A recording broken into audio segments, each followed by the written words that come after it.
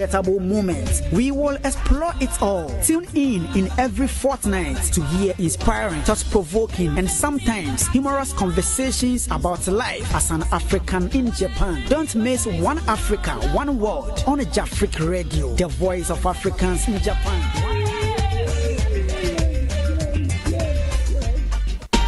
Are you an African living in Japan? Do you have a story to share about your experiences in this fascinating country? Join Emmanuel Akyereko on One Africa, One World on Jafric Radio, the program that connects Africans in Japan and shares their unique stories, from immigration issues to cultural shocks and from racial challenges to unforgettable moments. We will explore it all. Tune in every fortnight to hear inspiring, thought-provoking, and sometimes humorous conversations about life as an African in Japan. Don't miss One Africa, One World on Jafric Radio, the voice of Africans in Japan.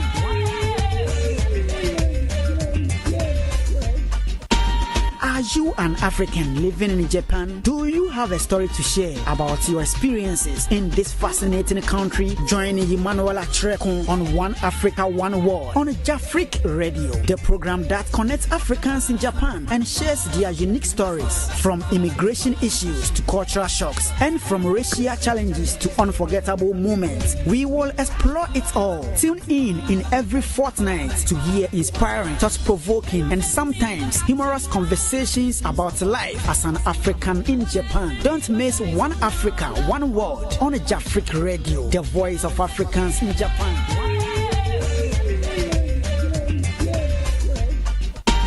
Are you an African living in Japan? Do you have a story to share about your experiences in this fascinating country? Join Emmanuel Akyereko on One Africa, One World on Jafric Radio, the program that connects Africans in Japan and shares their unique stories, from immigration issues to cultural shocks and from racial challenges to unforgettable moments. We will explore it all. Tune in every fortnight to hear inspiring, thought-provoking, and sometimes humorous conversations about life as an This is Jafric Radio. Don't miss One Africa, One World on Jafric Radio, the voice of Africans in Japan.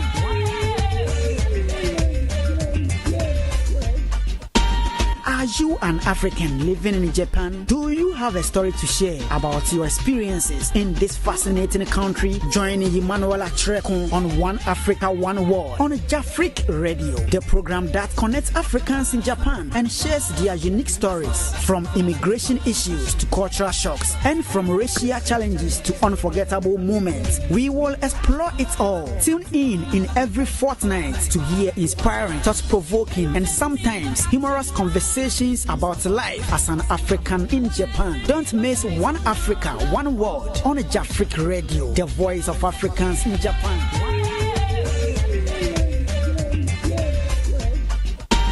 Are you an African living in Japan? Do you have a story to share about your experiences in this fascinating country? Join Emmanuel Akyereko on One Africa, One World on Jafric Radio, the program that connects Africans in Japan and shares their unique stories, from immigration issues to cultural shocks and from racial challenges to unforgettable moments. We will explore it all. Tune in every fortnight to hear inspiring, thought-provoking, and sometimes humorous conversations about life as an African in Japan. Don't miss One Africa, One World on Jafric Radio, the voice of Africans in Japan. This is Jafric Radio. Are you Jafric Radio. About your experience? Jafric Radio. This is Jafric Radio. In Japan and Jafric Radio, cultural shocks and from racial challenges to unforgettable moments. We will explore it all. Tune in every fortnight to hear inspiring, thought-provoking, and sometimes humorous conversations about life as an African in Japan. Don't miss One Africa, One World on Jafric Radio, the voice of Africans in Japan. This is Jafric Radio. Are you an African living in Japan? Do you have a story to share about your experiences in this fascinating country, join Emmanuel Akyereko on One Africa, One World on Africa Radio, the program that connects Africans in Japan and shares their unique stories from immigration issues to cultural shocks and racial challenges to unforgettable moments. We are Ghana what Japan Tokyo Africa Radio in collaboration with African Home Touch Restaurant and Bar. This is Jafric Radio. African in Japan. Don't request one from jollof rice, full from high life to Afrobeat. Are you an African living in Japan? Do you have a story last Sunday of the month? A Hanel Bosso. Untime new film. Frenamba na Jimunchim 09083011149. Omutuo special. Our African Home Touch Restaurant and Bar. Let's bring a taste of Africa to Tokyo. Nyumakue Boya Chidon. Jafric Radio, Japan. Africa Home Touch Restaurant. Roppongi, Tokyo. Yentimin Chain. Brian Ghana Diane Papa B. Yan took a sem for Ghana Nyum Papa B Niasa. A Brininier Jafric Radio. Connecting you to the African diaspora worldwide. Wait dear at the Mufua.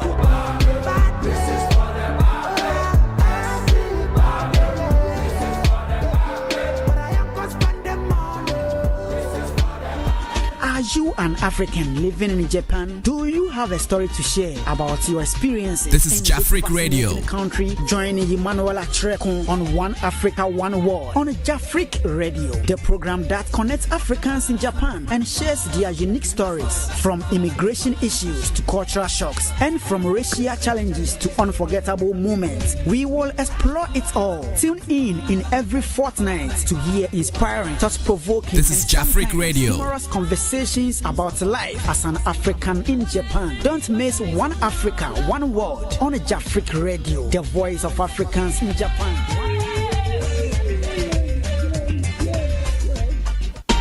Are you an African living? Do you have a story to share about your experiences in this fascinating country? Join Emmanuel Akyereko on One Africa, One World on Jafric Radio, the program that connects Africans in Japan and shares their unique stories from immigration issues to cultural shocks and from racial challenges to unforgettable moments. We will explore it all. Tune in every fortnight to hear this is Jafric Radio and sometimes humorous conversations about life as an African in Japan. Don't miss One Africa, One World on Jafric Radio, the voice of Africans in Japan. Welcome to our latest installment of the One Africa, One World series. Today promises to be a very, very exciting edition of the show because we are going to bring you a very special guest, a one in town, the only black African taxi driver in Japan. It has never happened before. Today my guest on the One Africa One World show is Mr. Hassan Karim, a man who is from Ghana and one of the strongest part of Ghana, Nima, a strong man. So today is my guest. Before we delve into the interview, we have to acknowledge our sponsors for today's show. We are proudly sponsored by Bayside Modeling Agency. Contact Bayside Modeling Agency on 090-8301-1149. Or if you aspire to become a model, a top model in the world, contact Bayside Modeling Agency. You can also contact Mama Ife Saloon in Takodan, Saitama, for the best in terms of your hairstyle. Contact them on 090-8301-1149. And for all your exclusive photos and visuals in terms of your coverage, contact 2K Photos for all your events. If you are having a wedding, an outdooring, any event of any sort, contact 2K Photos on 070-4231-9331 for all your exclusive content. And today we have a very special sponsor for this particular edition because we are out. We are in Omotesando, live in Shibuya in Tokyo, and we are proudly sponsored today by Honeycomb Chocolate Tea. for the best in terms of tea. In fact, you have to look at this. It's the best that you can get in the vicinity when you come to Omote Sando. And one of our supporters today is also Panasonic Beauty. In fact, they have given us this amazing place to conduct this particular interview. So for the best, in terms of the best, today we are here to bring you something that you've never experienced before. So stay tuned and then join us live on all our social media platforms. Jafric Radio live on Facebook, Jafric Radio on Instagram, YouTube as well. Don't forget to subscribe to all these channels, and we are going to get right into this exciting interview. Mr. Hassan Karim is my guest on the One Africa One Word show. Thank Boss, you. Thank you. thank you for making the time to join us on this episode. Yeah. Earlier on, you mentioned I'm from Nima, but I'm from Shukura. Shukura? Yeah. Oh. I'm from Shukura. Wow. Although I have some few families also in Nima. Nima. But you know, when you talk of Zongo, all Muslim areas are called Zongo. Zongo. So if you say I'm from Nima, where I would say, okay, I accept it because Nima, Shukura, Fadama, Abeka, are the Zongo. Okay. You know, Muslims are, we are always in the Zongo city. That's interesting.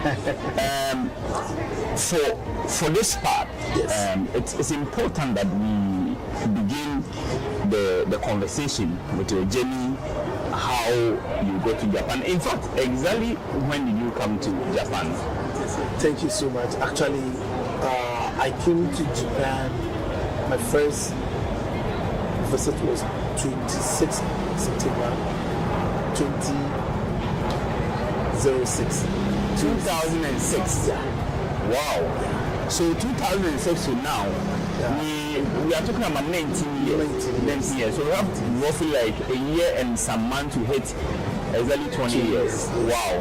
Well, you might be one of the most experienced people in Japan. Yes. Wow. 19 years.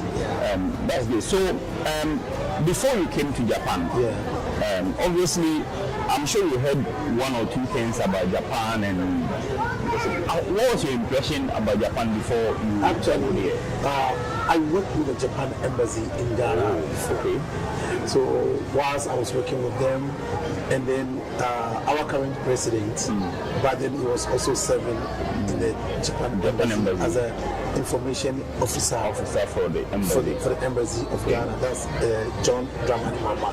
His Excellency. His Excellency. That's where I started working there, and I was working with the direct secretary to the ambassador. So I would say we all been seeing each other by then. So I can see the Japanese people who were there, the way they were nice, and you know, I know a lot of their culture. So that impressed me, and I said definitely one day I may travel to Japan. Oh, so what it means is that you actually experienced Japan in Ghana before you came to Japan. To Japan, yeah. Wow. So you were already exposed to the culture. Yes. That will lead me to my next question. Okay.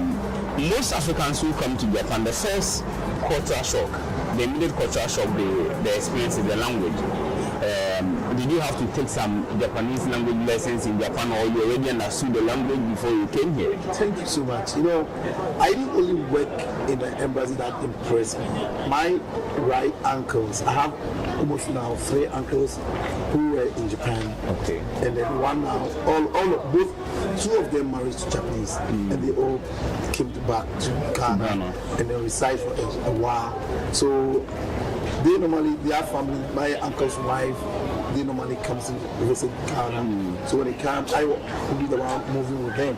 So that makes my Japanese language became very fluent before I came to Japan. Oh, so you were already speaking Japanese before you came to Japan? That was the, you know, if I may use the like Bugashiwan. Yeah. Like the broken Japanese. Broken Japanese. Yeah, okay. And sometimes I may use the word but I don't understand. But you know, whilst working with the embassy of Japan in Ghana, the staff also who are Japanese wanted to understand English. So they will not allow you even to speak the Japanese with them. You see how it works. So when we have visitors who are from Japan come to Ghana, because they want to understand English language. So they don't want to speak Japanese with you at all. Yes, but it's really difficult sometimes. What they say, you don't understand, but you pick it. Like what is happening now in Japan, in Ghana now. All the television drama that they show Mexicans, other languages, even Korean. Now we have Japanese Ghanaians who speak Korean, but they haven't traveled to Korea before.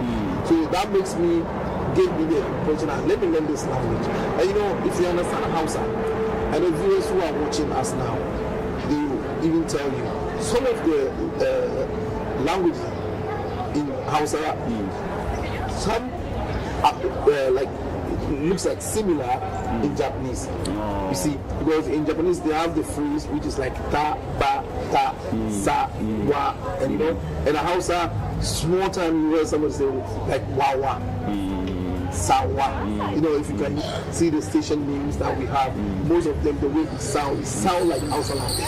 Oh, so it's really so that means that your case is a very special case because you already had a very broad, fine idea about Japan before you came here. Yes.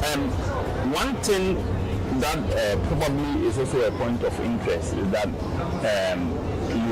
you had knowledge about the Japanese language, the Japanese culture and all that. Did you have any experience with the Japanese food before? Did you eat some obento before coming to Japan and all that? Thank you so much. My right uncle, normally when they come, they have some food that it looks like Hausa, if I may say, wagashi. It's called wagashi. The white from milk. It's from milk. I know wagashi. Yeah. What's the name in Japanese? No, they have similar like that. It's called tofu. Tofu is really a healthy food that they have it. So you can eat tofu with soup. You can eat tofu with okra soup. So here, that's what they normally like. It's a popular food and it's really rich food. You see, so I began eating that one, and I know it very well before I come to Japan. And then maybe like sushi. When I was in Ghana, sometimes my uncle's wife would bring it, but I find it difficult to eat raw meat and the fish. But when I came here, it looks so easier for me because I already know that this is sushi and it's how they eat it. So let's move from the experience in Ghana with the Japanese culture to when you really came to Japan. Yes. What was your port of entry? My port of entry, Turkey. No, I'm in Japan. Narita or Narita. Narita. Yeah. Okay, so yes, you work with Japanese people, your uncle and everybody. The very day you landed in the airport in Narita in September 2006. Yeah. Well, you landed and of course you know Kotoka and all of those things. So when you landed and then you saw Narita and the entire atmosphere and how the place was looking and everything, what was your first impression about the country? Actually, my first impression, Narita looks so like see buildings, dark tall buildings there, and it looks like mostly I would say. If now that I've been in Turkey for long, I would say it looked like a village. But I find that place as a night, but I didn't get first impression like shock or something. What made me just shocked more is when I came to Turkey, and that night we slept in a hotel. And that hotel, I feel like I couldn't sleep to the next day because I wasn't. And I don't understand one thing. The rooms were very small, and I was like, and. One thing that shocked me too, after we came to Tokyo that night, I'm looking for something to read. I've never seen anything like the way you can see now Panasonic Starbucks. No, you don't see something that you can read. Everything is in Japanese. So that started giving me like, oh my God, is it how is it going to be? In the language even I don't understand. I only, but I started seeing that no, it's going to be difficult. Yeah. So that makes me to feel like, well, very deep because from the airport I was literally I love reading. So it's what I want something to read. Then I will see something like Logoligi. What is that? Everything like Logoligi. So until I came I said no, this is not is it going to work? It take me like almost getting to 1 week. I didn't see anything written by like in English. In English. Yeah. Okay.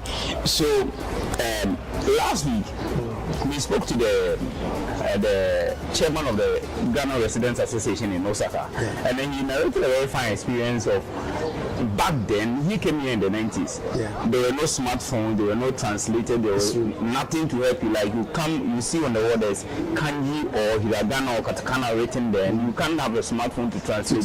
Did you meet a same condition or when you came? At least you could use there was translation or some sort to help you read, or you didn't have any opportunity, nothing at all? Nothing. I tell you, this time, one thing that I really make me, I had it very easier. You know, I got a friend who she works in a like convenience store where my first convenience store I entered. I have money I cannot buy. Because I owed the money, I don't know what I want to drink, I want water. And then I had a problem, but she helped me and we became friends. I just picked the water, you know, Ghana. I picked the water and I opened it and said, drinking it. Then she ran away and said, no. I said, then I told her, I have money. She said, no, I have to pay first. So there, I just put all the money down. And then she checked, there's no Japanese yen. All is dollars. So what I have to do, and then by then there's no, even now like the way we have machine, you put dollars inside and I said, wow, it's going to be something serious. And then it happened like she paid me the money and then she gave me a number, and in that time the phone that we used was this flip one. Yeah, the flip. But I don't have phone yet, so I just took the number. So after I met my uncle who was to receive me, then he gave me a phone. Then I started calling her. No message. So if I see something, I'll call her, then I'll give her, then they will explain. Then she understand English. Good. She was speaking. She was able to speak a little bit English. So then that makes it very easier. So she became tired of me, and even now, if I've been saying for almost 19 years now since then, because it takes like a month or two. That anything, everywhere I go, I'll give her I'll call and she will talk to me. And she really helped me. Before I got to know that, if I would have known, I wouldn't have disturbed her. She might be my good friend, you know, how when you come new. So it's just like a time was like moving faster than they told me that no, I should have told her. Well, I didn't know that I was disturbing her. I thought, and every day, if I go anywhere, I started speaking, I'll give it to her and she explained. That was quite interesting. Yeah. So moving on from that, so when you came, you were first in the hotel, or you came straight. Your uncles came to pick you straight. Yeah, he picked me straight. Straight. So at what point, why were your uncles not assisting you with buying the stuff that you needed to buy and then going? Or that was in the airport? No, he picked me from the airport to hotel. Before he went home. Yeah, before he went home. So now, at the airport, did you encounter any challenge in terms of going through the immigration process, in terms of the language, when you meet them, Ilashamase, Konnichiwa, Genki deska? I wasn't alone. We were many, we came in a group, so there wasn't any, one person was holding our like document and asking us we should go pass it before we reach outside, then everyone separated. Yeah. So now you've come to mainstream Japan out of the Narita airport, and you are there. And so, what was your first major cultural shock? You know that you have said that you already had Japanese experience in Ghana, but your first major cultural shock, like something that you thought, wow, this thing I never expected that I was going to see it in Japan. Yes, thank you so much. As I told you, first that shocked me was the language. That I thought definitely we are in the world, right? I might see English that is written somewhere. Then I started getting shocked, like, so I will not see anything that I can believe. How am I going to do that? I love reading. That is one. And the second, honestly, I work with Japanese embassy, but we don't have like open and closed door. Like you walk in and you see a door, the door open for you. So if I'm walking and I see that I stop, then he shake me. You understand me? So that one also was part of my culture shock. So it makes me like I try like I could remember there was a supermarket. The moment you come close to it, then you make a sound. Then the door automatically opens. So then I begin like, this thing is really good. Then I'll go and stand close to it. Then you open again. Then I'll go and stand there and say, oh, this is so interesting. Yeah. And then also, another thing, because when I came first, really, the Ghanaian community here, we had a football, like every Sundays we go and play football. And the first Sunday that I came, first week, I have to come to Shibuya. And that very day when we were coming, we were in a train. Brother, amazing. It was an amazing experience. Amazing experience. And it also shocked me. Because see, in the train, I'm like watching out. And we reached it, I didn't even want to get that. And you see people in the train, everyone is quiet. You see? And then, yeah, there's another thing that shocked me too, which, if I may say, like, when you meet somebody, Japanese, they see you looking at you, they are smiling. You thought the person likes you, when you talk to the person, then the person run away. You see, so that one, it keep on coming. Keep on coming. So it's really. So you meet a Japanese. Yeah.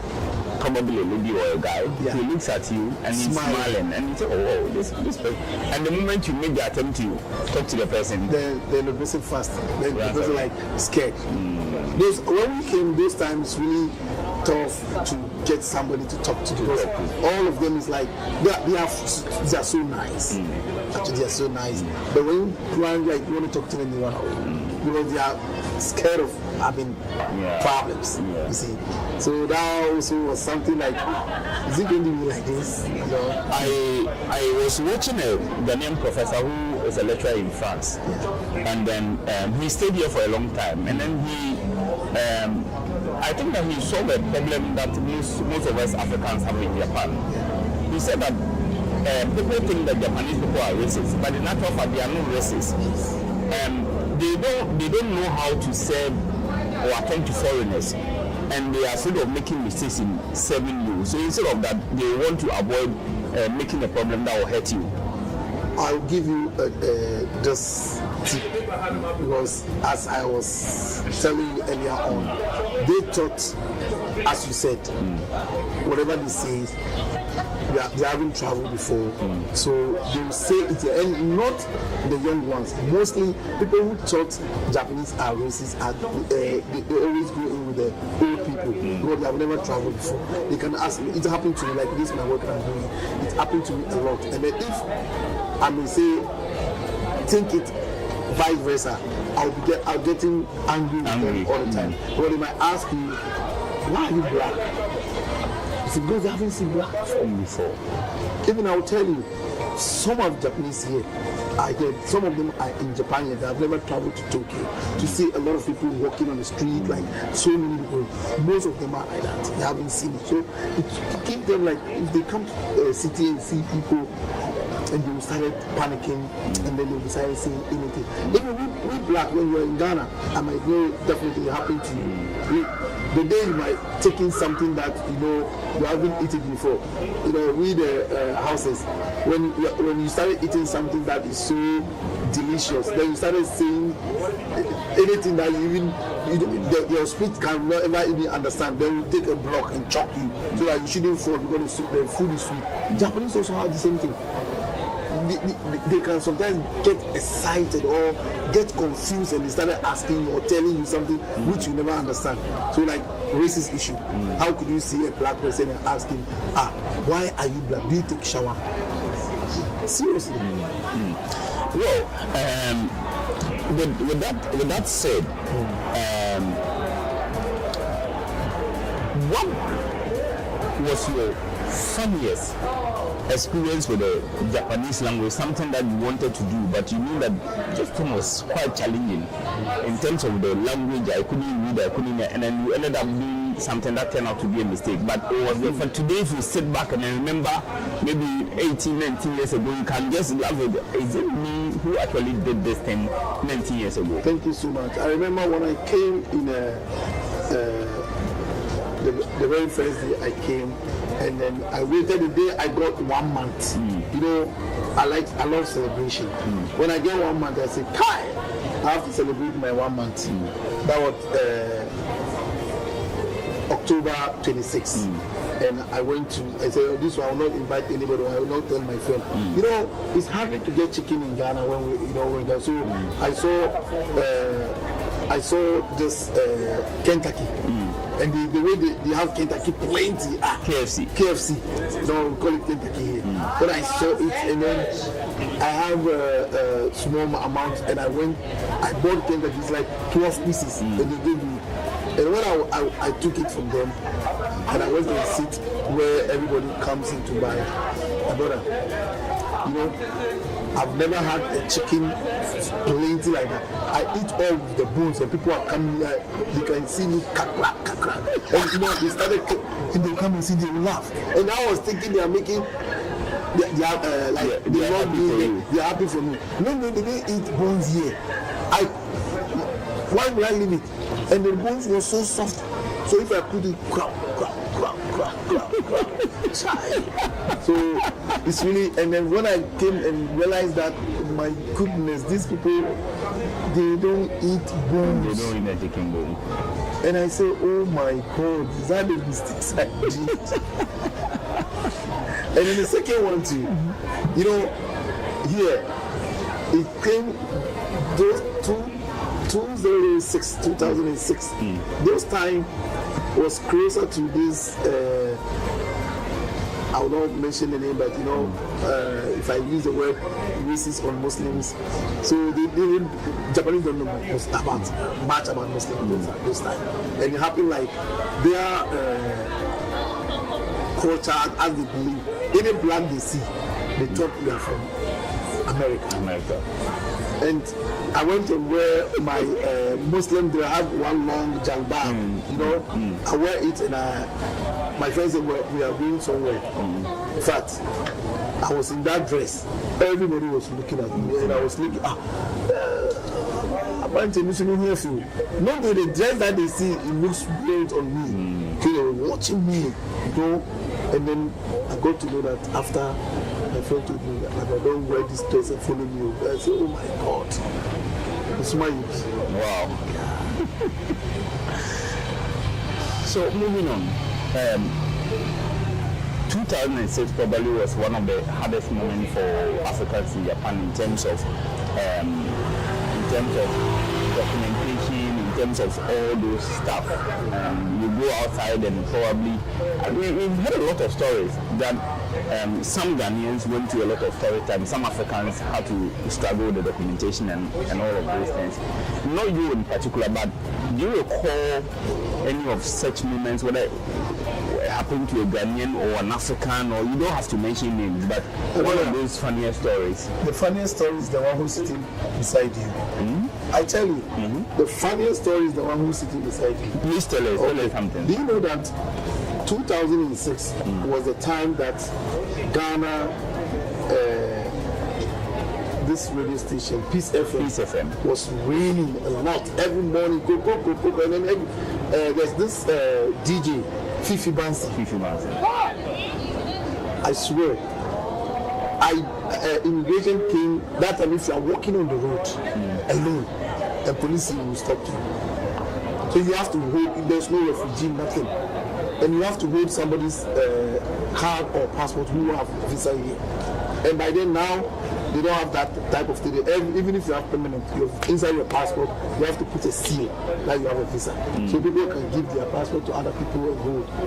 And I was holding that one with my brother.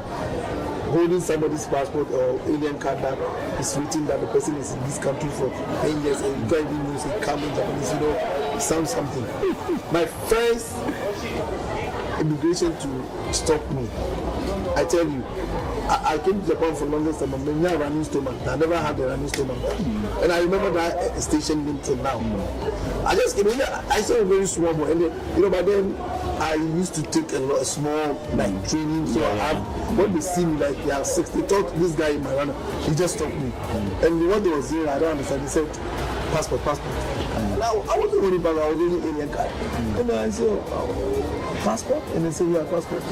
Then my mind came out, maybe they want to see, and I didn't see them in uniform, I didn't hold any arm, but the way they were struggling, and I showed them the card, and when they were holding it, the Zaro card, Zaro card, when they hold it, and I was smiling, and I was like, and I didn't have any fear like they can arrest me or something.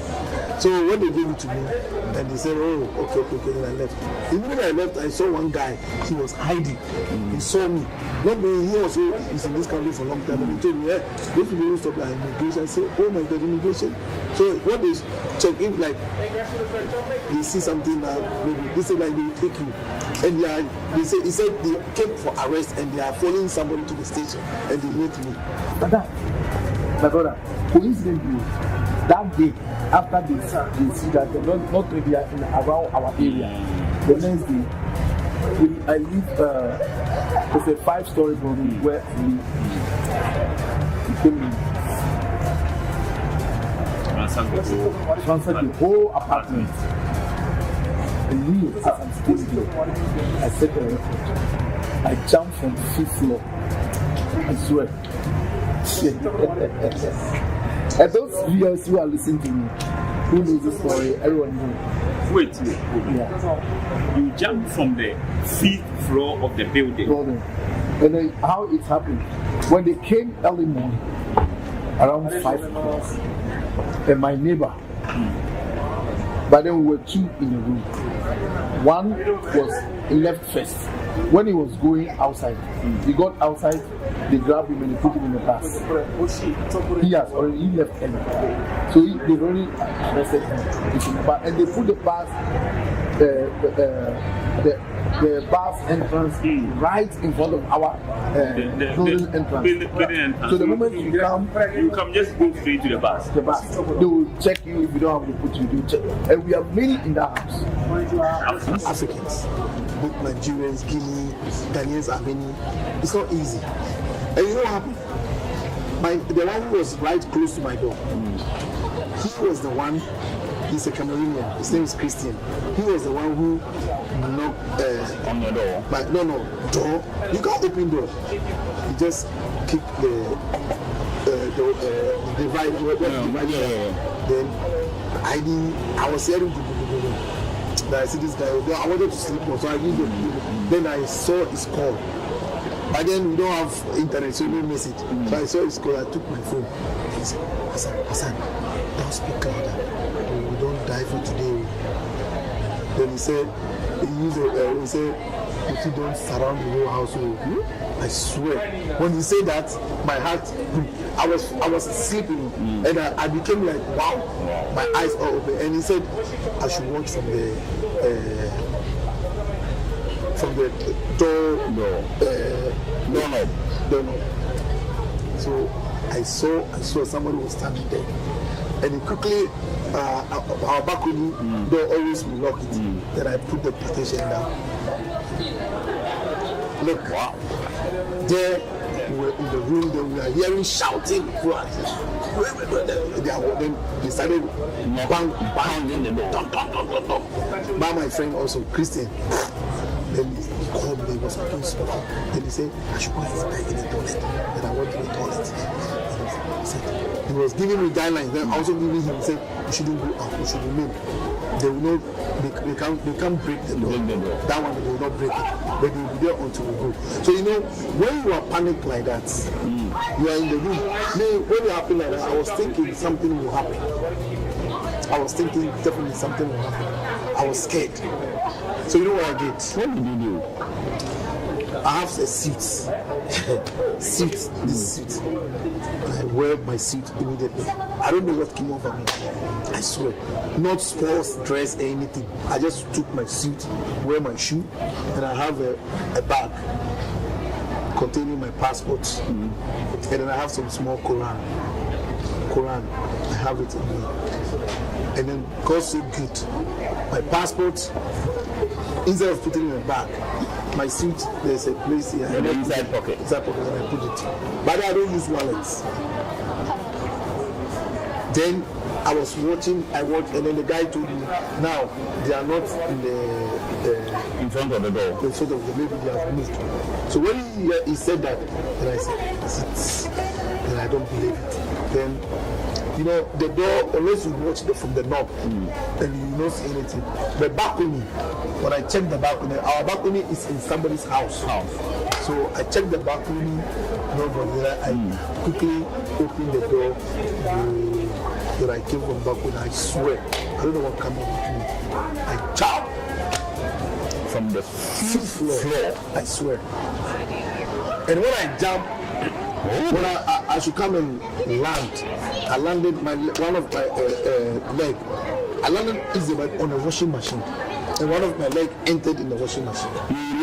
You jumped from the fifth floor of a building to somebody's house, and then you landed on somebody's washing machine. One of your legs entered the washing machine. And I didn't get to do nothing. Nothing happened to you. And when it happened like that, they were at the gate, so they have to run from the other side to come to the house. To that, when they say, then there's a small wall there. Then I jump. They pursue me. They follow me. I swear. Wow. There you can see some of the guys. They gave me this name, Ben Johnson. Ben Johnson. Brother, the running I was cool. So if that they hold me, that is finished. And they see where I see I threw my bag. And the bag it was only Quran and some small papers. So, and when I ran like almost like 200 meters. They are following me. And God's so good. It was early morning, so I ran and entered some big parking. There are some people's car. I entered, and you see what God did. I swear, under somebody's car. There was a particular car I wanted to enter. It was a little bit up. Then I said no. Then I went and entered one that I see that this one, it's okay that I entered. You entered the one. Within short time, the one that I entered, the one that in the car. The one that I wanted to enter, rather move the car. Wow, we've had episodes, we've heard stories. I'm telling you, Ichiban, this is the most interesting story you've ever heard on the One Africa One World show. Jumping from the fifth floor of a building, entering someone's washing machine, surviving without a broken leg, nothing, and using the Usain Bolt speed, top speed, to run for about 200 meters non-stop to escape this. This is amazing. Yeah. And really, this is amazing. If I remember this always, then I'm saying, what I just tell myself, maybe God knows the reason why now all this fame, I become fame, you know, and then God helped me through that. I didn't have any problem with immigration or police. I've never been to any police custody with any problem or crime or anything. Yeah. So the other people with you in the building, yeah, they arrested a lot of them. Deported and deported. Some even have lost their life when they go home. Wow. That's quite. And some even are in Ghana now. Sometimes I used to communicate with them. Wow. Well, God had a purpose for you in Japan for what you've done now. Let's move on from that, because that one is that particular. This whole story is as interesting, sad, funny. It contains everything. So let's jump all those that, and then let's come to how you entered into the transport space in Japan. And transportation, I'm referring to you being the one and only black taxi driver in Japan. Did you have any Did you drive any taxi or did you drive any commercial vehicle in Ghana? Did you have any experience like that before you came here? Never. You never had any experience. So what motivated you to pick up that challenge of becoming a taxi driver? The sole black taxi driver in Japan? You know, I was working right here, this building, Apple Store. Apple Store? Yeah, if I take you there right away, you might think, what did I do to the people? I became famous here. I was the only black. No, there was one Cote d'Ivoire guy with me working there, but you know, he is back and I'm in front all the time. So I was working the longest. I worked for 7 years, and you're the longest serving staff there. I'm part of the longest. There are still people there. Even Jaffe Crew Pop also. So when I was working with the Apple, he used to come there mostly. He used to come to the Apple Store mostly to purchase. When he came, I was serving along. And you know, when I was working there, I find something, you know, traveling back to Ghana, no matter how it is, you travel back to your country. The days that they give me to travel is not all that like longest. And for longest time, I've been complaining to them. Before I worked with Apple, I worked with Costco. You know Costco, right? I worked with Costco before I moved. But Costco was giving me like 1 month, 2 months. So I thought, oh, Apple, they understand it's a very good company. When it came to salary, it's really good. So I was thinking, really, I'll get something which I might do. So when I worked longer and still, if I only travel to Ghana, only 3 weeks, 2 weeks, you buy ticket $3,000 or 300 this big amount, and you only go 2 weeks, 3 weeks, it's not sufficient. So I was then looking for, you know, when you work for long in any company, you need to think of how you upgrade yourself to the next level. So I think of next level must be something which any foreigner has done it before. So I quickly consulted a friend of mine, and he told me really he might advise me, because I told him I want a job that I can get more time, more. They said, give me a taxi. And I said, taxi? Like the way taxi? He said, yes. I said, who allowed me to drive taxi? And he said, it's a matter of go to school and learn their language. And I speak very good Japanese, so definitely I should try. Give me a try. Give it a try. I said, huh? So really, I saw most of the taxis, and if I see the taxi, this is how I've been watching the taxi driver. And I said, this I can do. But only language, you see, maybe I might. Then I begin making inquiries. And they told me, oh, anything I want, they will teach me. I will not just go like the way we go in Ghana. You just paint your car, red and blue, then you take it grass, you are going, even if you don't have license. So when it happened like that, I make inquiries, and they gave me a company that I should go and ask them. So the first company I entered to start, they welcomed me fine. And they told me, oh, it's easy. You know, Japanese, they are kind. They will never discourage you. They always motivate you. So I didn't say any discouragement that would let me like down that I will not do.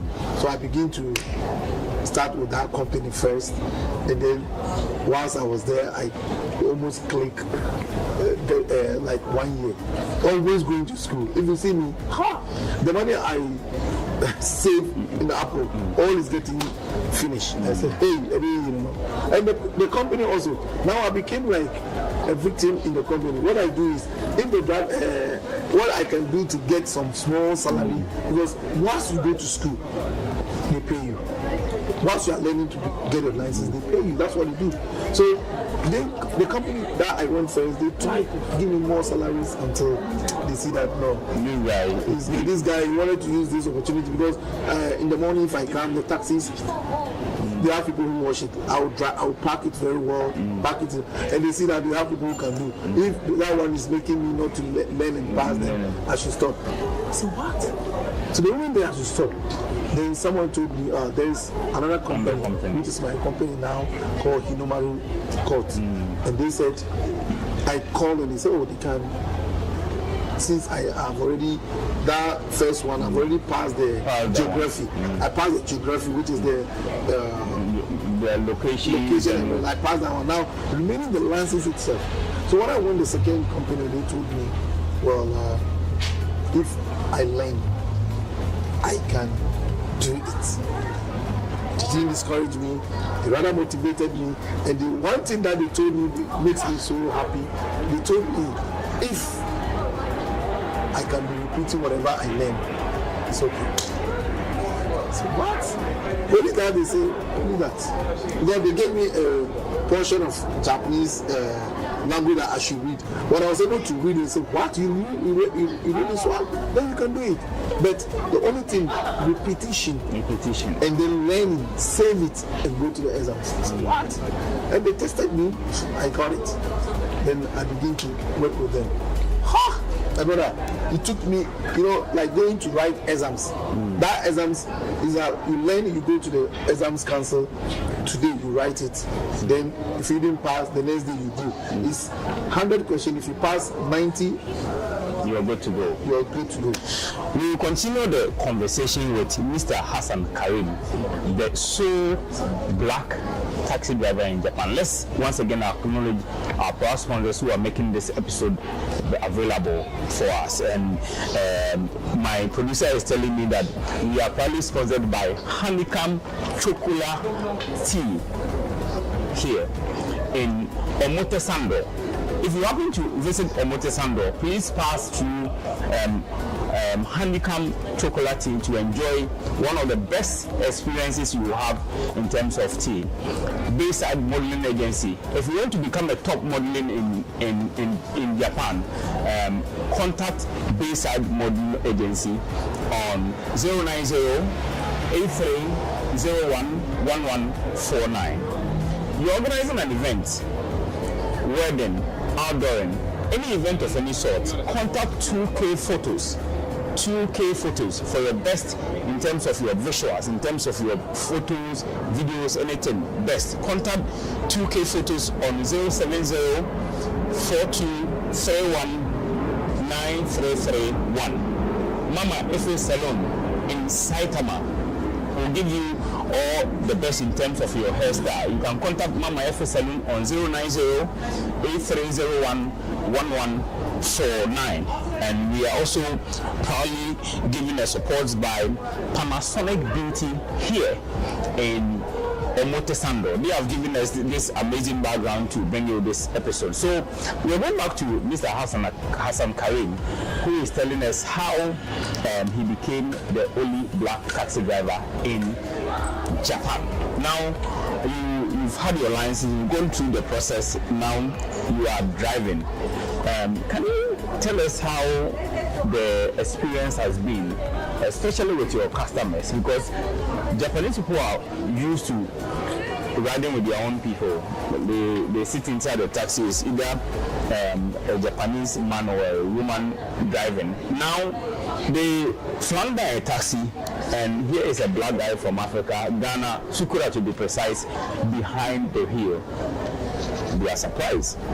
What has been your experience with them? Actually, my experience, because some of them watched before I begin, when I passes the exams, I had an interview on the television. Oh! Yes, I had an interview in the national television. In the national television. And then I appear also in the daily news, the graphic. So anyone who watches me now, even now, if you go to Google and you Google the first African taxi driver in Japan or the first black taxi driver in Japan, I will appear there and you see me in the Google. And then also, if you Google me and after you want to YouTube, you go to YouTube, also you see some of my video. So some of them already seen that there is somebody. So, but those who don't know, the shock was too much. I remember someone told me, it wasn't a funny that I would say it's funny. I nearly said, what? He stopped me and, he knows it's a taxi number, Japanese, he didn't know, and he sat down. And when we got to always, when we got to the destination, when I started with the only taxi. Okay. Before we have the Uber. So when the person sit down and you ask him, where are you going? And he tell you, okay, go to this station. Then you drive by. So I remember when I got to the first, I think, shock customer that I had, I got to the place where he was supposed to alight. All right. And I opened the door and I said, okay, your amount is here. Then he see me say, oh, what did he say? Then he just asked me. He just asked me, who the one you don't want to change? And I said, I'm the one. And when we went, it was a very small darkness, not dark like in Africa, but there was light, but it wasn't too much bright. Then, we had almost like 5 minutes.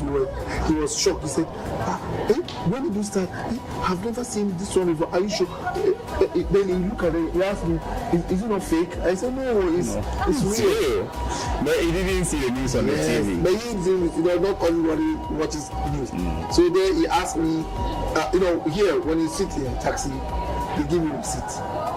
So when he paid and I gave him a receipt, and the way he see my Japanese, and he said, oh wow, he said, oh, this country is making an amazing thing. You never see before. And I said, yeah, I'm the only black man. He said, oh my God. And then within, I think 15-20 minutes, I had a call from my company that there was somebody who called. Now he had a shock. He went through and he was like his family. And I said, all the receipts that you give, the company telephone, the company telephone number. So, that was the first one I had. And the second one also, there was a lady who, she's an old woman. She sit in the and because she got shocked, she began to say anything. And I said, hey, my God. Do you speak Japanese? I said yes. Yes. Hey, do you read? I said yes. Do you know the money? Then I told her, money. If you like, give me all your money. I will count it. But then he said, but then she started delaying my time. And she said, she used one word. He said, if they ask her, even she as a Japanese, to go and write that exams, she will not be able to. Never be able to get the license. So she has really given me a good rating. Appreciation, like the way I speak the language. And then the last one, the last person who I would say also shocked.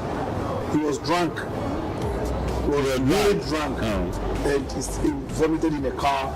So when you see this type of people, we call police. And I call police. When the police came, they have to when they drunk and then you cannot touch them. You have to call police. You have to call the police. So I called police. Police came. They look at him. They gave him those times we don't have a rule that when a person vomited, he have to pay. So they were able to take him from the car, and then after they said okay, they wanted to get his contacts in case anything they did. And then those times there's no this law. Now there's a law when somebody vomiting in your car, the person have to pay you. That was $200. The person have to pay like 30,000 yen to you. So right now they have that before they say that. So when it happened, I have to go back. So I went back to the company and they changed the car. So I came back to the police and I told them that I thanked them that the way they helped me. I didn't know that that is the rule that the police have to do all. And the police told me, yeah, we've taken his number.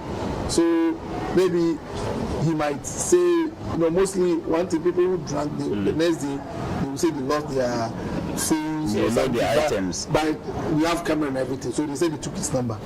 Then the police, they told me, can you stay? I said, what? They said, wait.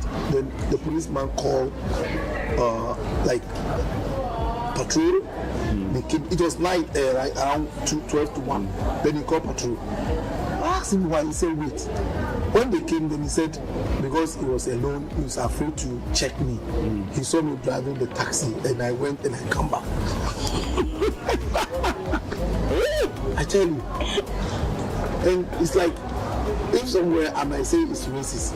So he gave me, he asked me, I gave him the license and he watched. He said, oh my God. And then one of the police, among the policemen, he said, oh no, he watched this one in the news. Then I go, oh my God, I'm free to go. Then I begin moving. When I went and parked somewhere, I started asking myself, is that how is he going to be? It's not easy. There are a lot, and there are some that even if I remember now, it's really funny. We'll not finish this interview today. Really. Wow. This has been a joy ride. I'm sure you watching us at home either in Nigeria, in Ghana, in South Africa, in Egypt, in America, wherever you are watching us from, listening to this story, I'm sure you are amazed with this kind of narrations coming from Japan. But before we continue, there's one important message that I need to tell you. That African Home Touch restaurant in Roppongi, every Sunday, if you are Ghanaian and you want to enjoy the best omutu and nkatsikwan, the one that you enjoy in Ghana, you are in Japan. Every last Sunday of every month, the last Sunday of every month, come to African Home Touch restaurant and enjoy the best. I know Mr. Hassan has been enjoying the best omutu at the African Home Touch. African Home Touch is my home. It's your home. Yeah, it's my home. So if you happen to, now the summer is coming, a lot of people are traveling to Japan.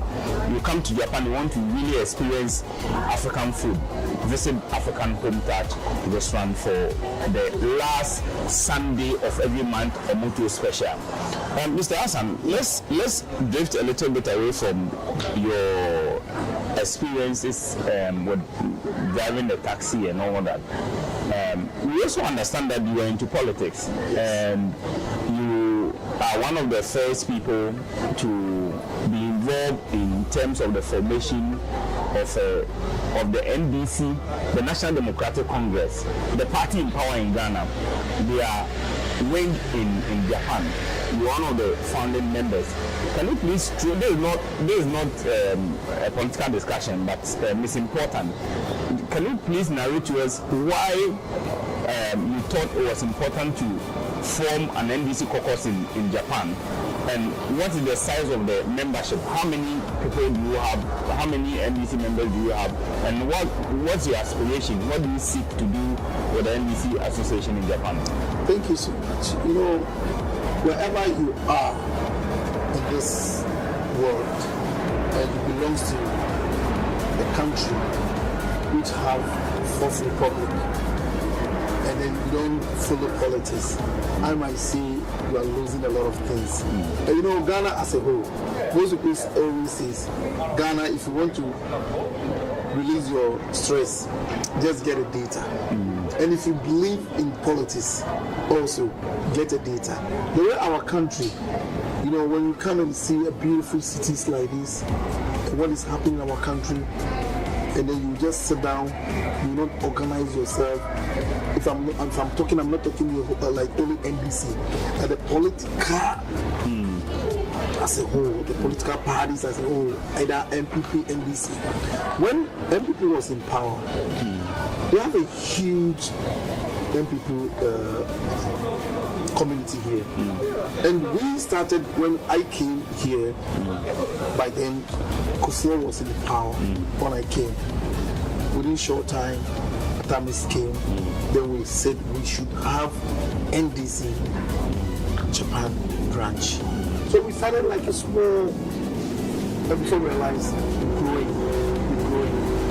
And then, to be honest with you, when we had the NDC Japan, we had delegation from Ghana. The president came to visit. I can remember most of the ministers by then, they all came to visit. And we had a lot of discussion concerning our country. And it helped us a lot. Atamis, he also visited here for when he passed away. We also had his funeral here, very big. And I would say, when MPP came to power, although, you know, the political party who is in power is always making the other opponents who are not in power like our trying to suppress you small. Yes, but we were still communicating, and still, as I'm speaking with you, we still have the huge NDC. What is the size of the NDC supporters? What the size? How many members do you have? I'll tell you honestly, we have more than 200. 200? Yes. Oh, that's huge. And there are more, you know, because I'm only talking of Tokyo now. What we're trying to do now, if God permits, like the other Kanto areas, we will try to bring them all together. Like now, we only have Tokyo, with Saitama, and then Yokohama also. We have a lot of people. And you know, one thing that makes me happy now, well, NDC came to power. They realized that in Yokohama we had a lot of supporters also there. They're also trying to make it like a one team there. Then we let them understand that in Tokyo we are here already. So we all became together. And when we are having our victory party, I think you were there, right? Or you weren't there? Oh, you wasn't there. The victory party was really, it wasn't only the victory party. You will never know either this person is an NDC, this person, because I may say all Ghanaians, because everyone want to change. You know, everyone want to change. So we had it very big, and we still hope, like as I'm speaking with you, to have it more than how we are expecting it. Now NDC is in power. What are you expecting from your party's administration? Thank you. You know, NDC is in power. We also want to back the NDC in Ghana. Whatever we have, like the beautiful things that we see here, the changes that we want, like, you know, we are in advanced country.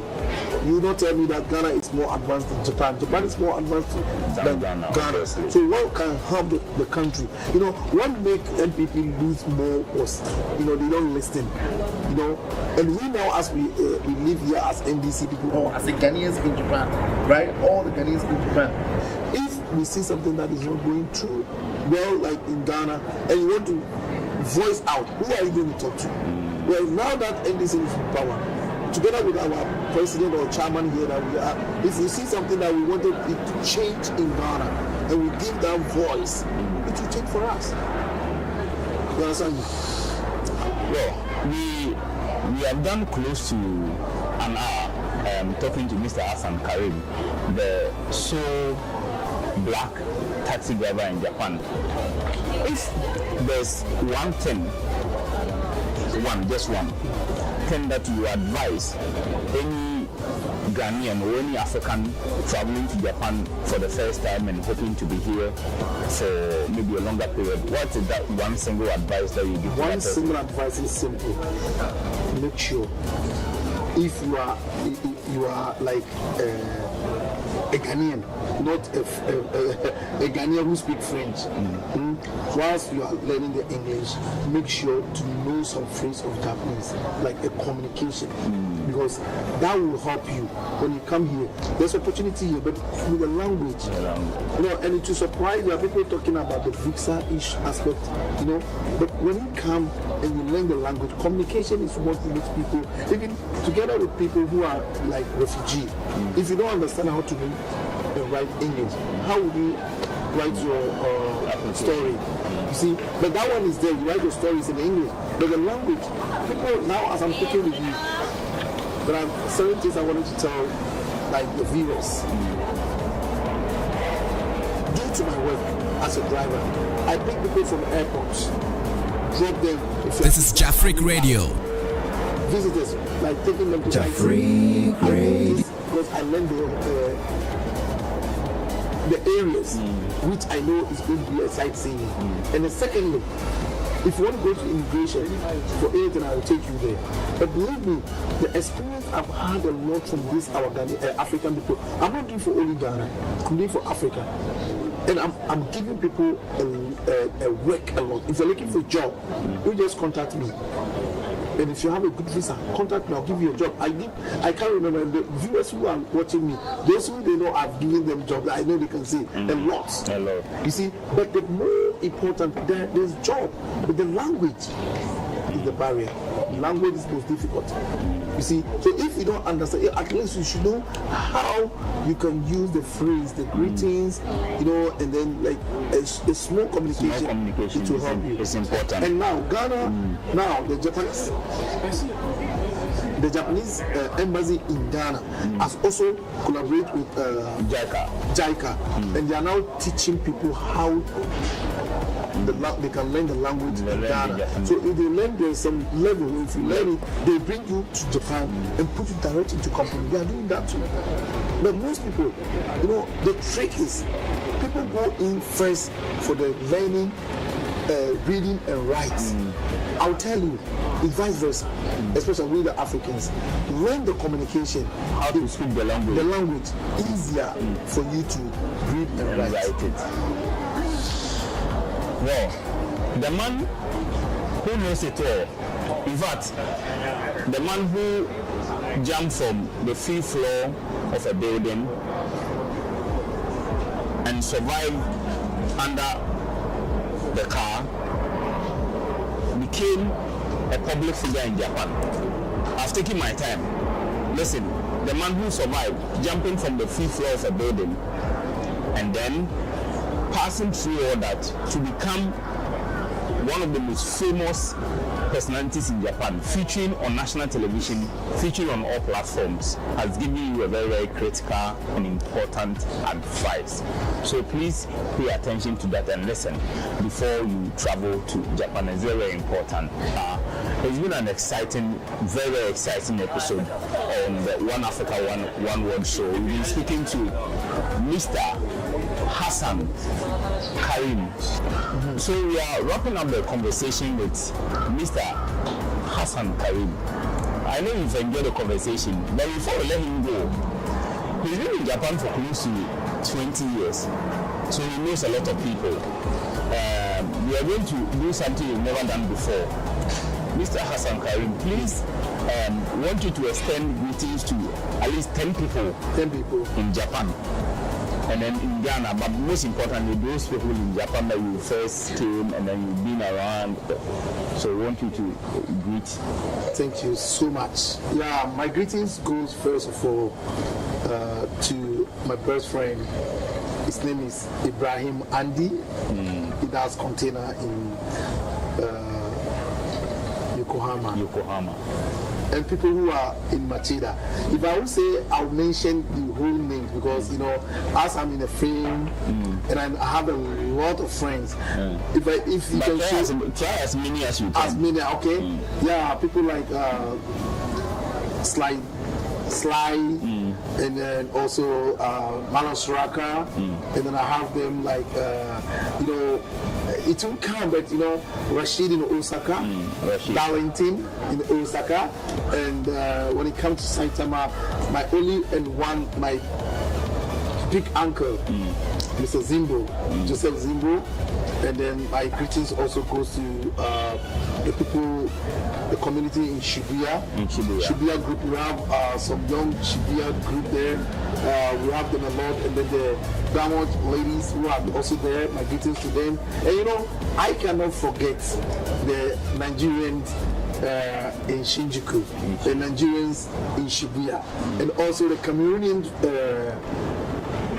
If I say Cameroonians, we have a lot of Cameroonians here. Yeah. So all the Cameroonians from Douala, I can't even forget. I can't mention the name. Yeah. And then let me go from the chairmen and the presidents who are leading them in this country, like the Nigerian Union president, Mr. Afken. He's always connecting. My greetings to you. He has done a lot to me on this, my fame. Before I became famous in Japan, he was also part of it, who makes me proud, and he motivated me a lot. And then the Cameroonians, somebody like,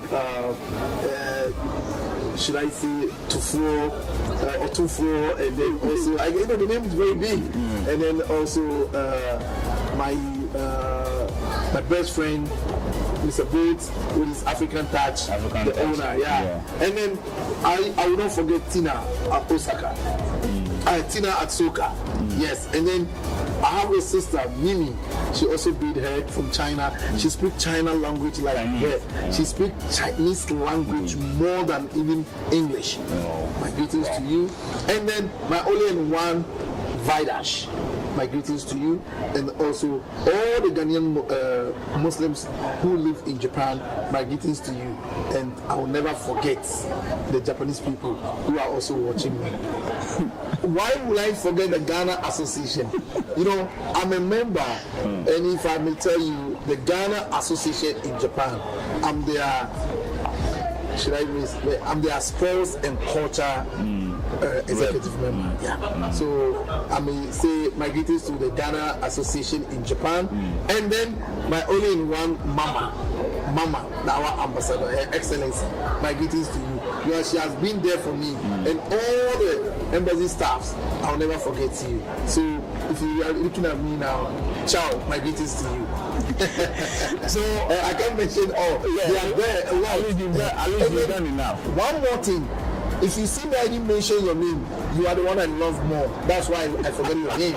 So I love everyone. We love everyone. I love everyone. Those that I forget, you are the one I love you more. So don't forget.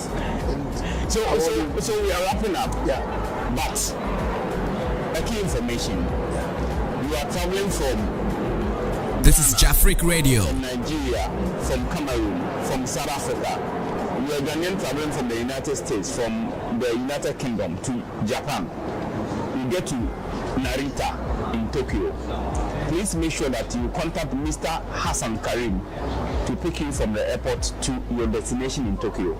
He's the one who is going to deliver you. So you're going to, I don't know if you would like to do that. You are going to allow him to mention his customer line.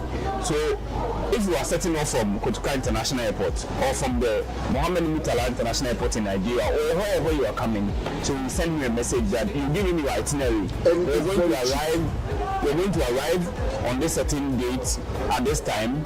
So Mr. Hassan Karim will be at the airport to pick you up to your destination safely. He knows all the nooks and crannies in Tokyo. In fact, in Japan, not just Tokyo, he knows everywhere. So he's just going to give us his contact. And then one more thing, since I became the first African taxi driver in Japan with my license and everything, you know, without a license, you cannot pick somebody and take money. If you're having a local license and you take somebody and drive him and something happens, they catch you, no abo. So with me that I have my license, I can take you and then whatever negotiation we do, but my price is really cheaper. I will negotiate with you before I pick you. And then they've given me a chance. I can go now inside with my license. Our license, when they check it as a taxi, you are allowed to enter inside. Yeah, and then we have some tag also that they can allow you, I can help you everything. So especially those who are coming new, I will not say I know everything about the immigration, but I can help you with the language, with everything. And if you want to go to immigration, you know, most of the people who go in for people who go there for refugee. If you want to go, you call me, I can take you. Or if you are not a refugee, citizen, and you want to go to immigration, you want like use 1 day to go around with your family, you just contact me. If you contact me early, I'll go with you. And my job, I'm always there. So give your contact number that they can send you a WhatsApp. Yeah, my contact number is 090 6047 7809. I repeat it again. If you want to call from outside, you have to add +81 90 6047 7809. So that is the number, and the name is Hassan. You call me and book your ride, and I'll be there with you. Yes, thank you so much. So this is where we draw the curtains down on today's exciting episode. I mean, we've interviewed a lot of guests on this particular episode. One Africa, One World show. For me, this is my number one, top notch. I've enjoyed every single moment of the interview from start to finish. And I know we are sure that you watching at home has also enjoyed this episode, especially the outside view. If you are watching from Nigeria, Ghana, South Africa, Liberia, wherever, and you haven't seen Japan before, this is live from Omotesando in Shibuya, Tokyo. This is where the live episode has been coming to you from. Before we go, we have to once again acknowledge our proud sponsors who made this possible to happen. The first one, Bayside Modeling Agency. You have dreams of becoming a top model in Japan, anywhere in the world. Contact Bayside Modeling Agency for them to give you all the tricks on how to become a top model in Japan. Contact them on 090-8301-1149. You are also planning an event, your wedding, your party, your outdoor naming ceremony, whatever it is. Funeral. Contact 2K Photos for best shots and videos. They do everything, package it for you. Contact them on 070-4231-9331. 070-4231-9331. 2K Photos for the best. And now we go to Mama Efe Saloon. You're a lady. You want the best in terms of hairstyle to look beautiful. Coming okay. Sugoi. Chiban Kie. Contact Mama Efe Saloon in Saitama on 090-8301-1149 for the best in terms of the hairstyle. And today, you see this drink. You watch it. Honeycomb chocolate. Honeycomb chocolate is the best. I mean, you enjoy it. It is done here in Omote Sando. So when you come, anytime you pass through Omote Sando, make sure that you pass through Honeycomb chocolate to enjoy the best in terms of your taste. And this whole environment was also made possible by Panasonic Beauty. Panasonic Beauty here also in Omote Sando inside Shibuya, Tokyo. The best. Oh, come to you. No facial today. My producer saying so facial. The last one. The last Sunday of every month. Come to Ruponge, African Home Touch Restaurant. Enjoy your best. In fact, the most delicious omoto with nkate and some chicken and some mackerel like that inside. Everything inside. The last Sunday of every month, make sure that you visit African Home Touch Restaurant at Ruponge for the best. Until we come your way once again with another episode of the One Africa One World Show. This has been your host, Emmanuel Akyereko.